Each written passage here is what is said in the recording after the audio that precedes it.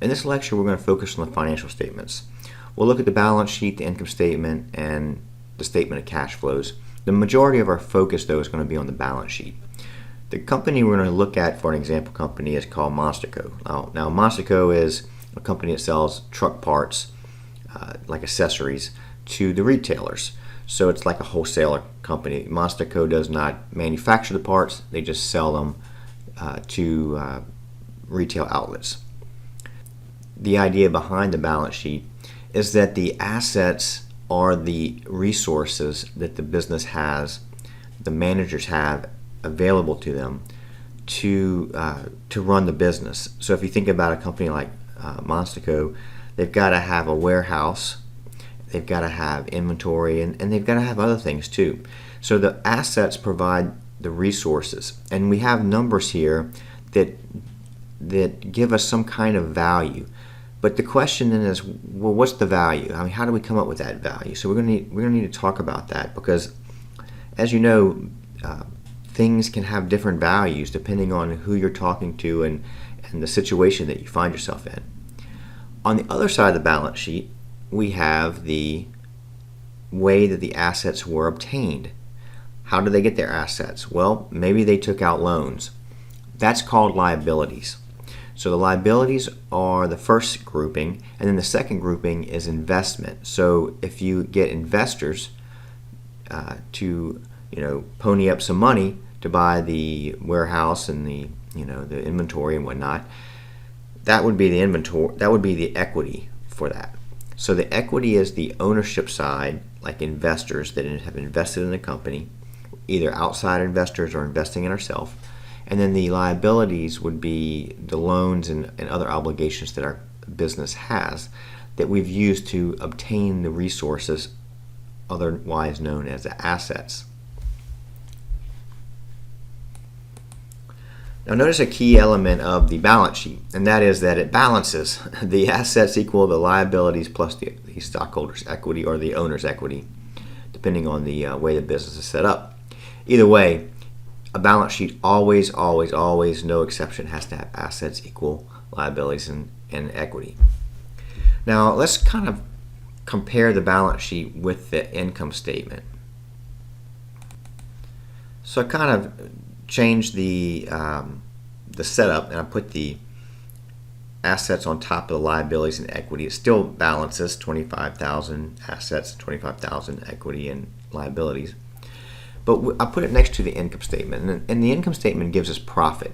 In other words, when the managers take the stuff from the assets and use it, use the inventory, use the warehouse, use the equipment, use the forklifts, when they use those things to generate revenue, then we can get a good idea of some kind of profitability. Now, profitability is also a thing that we have to question, because how are we counting that revenue? How are we figuring out those expenses? Those are all things that we need to be aware of too. But we get some kind of profitability. At this point, we call it net income, because that's what they call it in accounting. So that the profit is $13,300, and then we see that was what we generated, the management, by using the resources that were available to those managers, and those resources are listed out under the assets. So walking through the balance sheet, we're going to go through the different accounts that we have. So the first area we have for different accounts is called current assets. So all the accounts here are called current assets. So a current asset is an asset expected to be converted to cash within 12 months or the operating cycle, whichever is shorter. For our purposes, we'll just always say 12 months.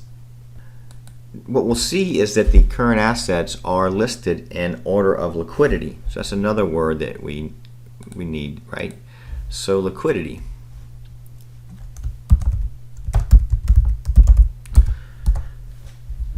Liquidity is how quickly we can convert something into cash. So how close something is to cash.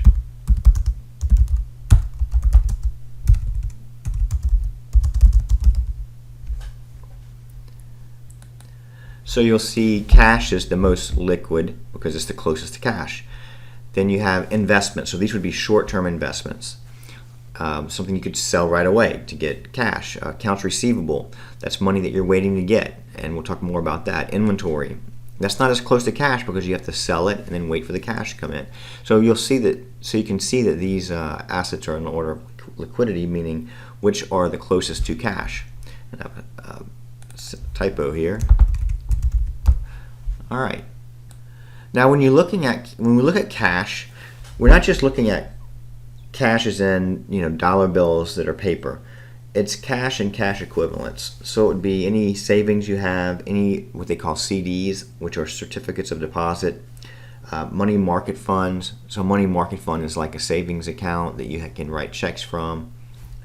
That's kind of in general what it is. And then you have possibly U.S. T-bills. So the U.S. T-bills are considered very safe, and so they would be considered close enough to cash to be included in the cash line of the balance sheet. Investments are next. So with the investments, what we have, these are short-term investments because they're under current assets. So this would be maybe something like stocks that the company invested in. So maybe Monster had some extra money and they invest in stocks of another company. Maybe they invest in Microsoft. I don't know. So these are short term because they expect to turn those investments into cash within a year. So they expect to sell those investments within a year. That's why they're short term. Typically, when you have an investment like that, we're going to value it at market value, right? So usually when you see these investments on a balance sheet, they've been put at market value, meaning they could sell those. That's the price that's going right now if they sold those stocks. By now, I mean as of the end of the year, because that's when this balance sheet was set for the end of the year. Now, a big question is with the accounts receivable. So a receivable is a credit sale where the product has been sent to the buyer, but Monster has not yet received the cash. So maybe one of the retailers calls up our sales department and orders some truck parts. We ship the truck parts out and we're waiting for them to pay us. That's what a receivable is, and receivables work well because by offering that ability for the buyer, the customer, to call and order the part and pay later, it boosts our sales. But receivables also puts us into a little bit of a situation, a risk situation. Think about it. Who has the parts? The customer, not us. We've sent them out. Who has the cash? The customer, not us. They haven't paid us yet. That's why it's a receivable. So a receivable creates a risk situation for us. Not every business has receivables. I mean, think about it. A business like Walmart doesn't have receivables, or an insurance company doesn't have receivables, because when you buy something at Walmart, you pay for it immediately. When you have insurance, you pay for that before the insurance. You don't get insurance for the year and then pay for it at the end of the year. You pay for it before they allow you to have the insurance, right? So there's some businesses that don't have receivables, but a lot of them do, and this is a good example of one that does have a receivable. The thing about receivables is that we don't want the value to be what we're not going to collect. We want the value to be what we are going to collect. So what we want to do is we want to estimate what they call the allowance for doubtful accounts. Estimate what we think the doubtful accounts, meaning what we think we're not going to get paid. So let's focus on these receivables and this estimate real quick.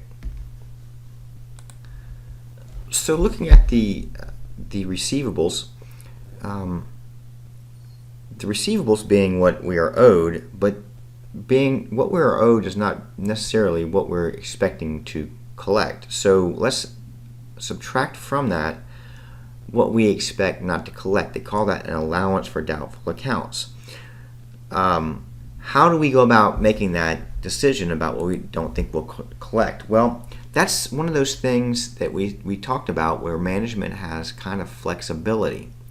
That flexibility gives management kind of an ability to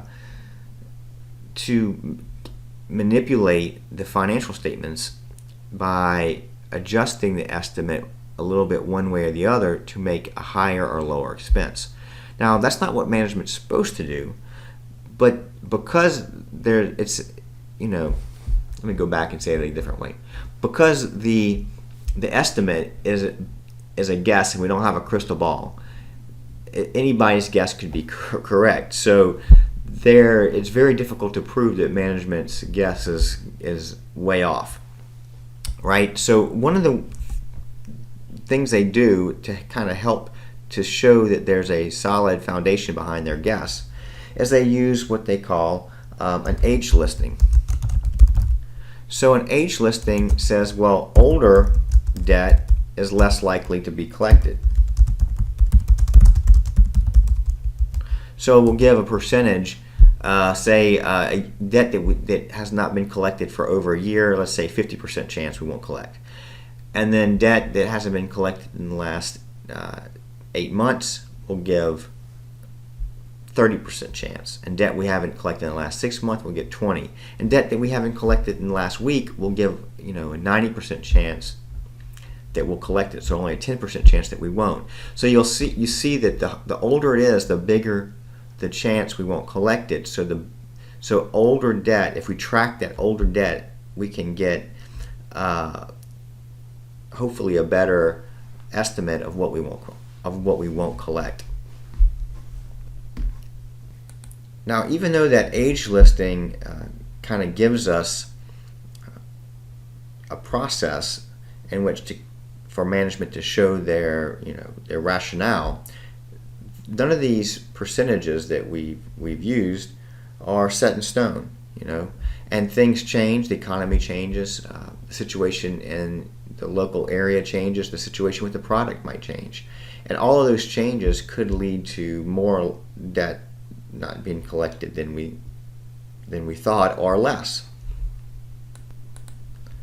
So to estimate the percentage chance of non-collection, we'll look at the oldest stuff and give it the highest chance we won't collect. So if we had $50,000 in debt that was over 180 days past due, we would take that $50,000 and say, well, 75% of it we're going to estimate as bad debt, as our allowance for doubtful account. If we have some debt that's between 90 and 180 days, we'll say, well, that's slightly newer debt. So those receivables will say we think that'll be a 60% chance. If it's between 60 and 90 days, we'll give it a 30% chance. So the newer stuff that people owe us, there's a less of a chance, in all probability, that it's going to turn into bad debt. But if some business has owed us for a long time, then the chances are that they don't plan to pay us for whatever reason. So this is just a way for us to estimate that bad debt.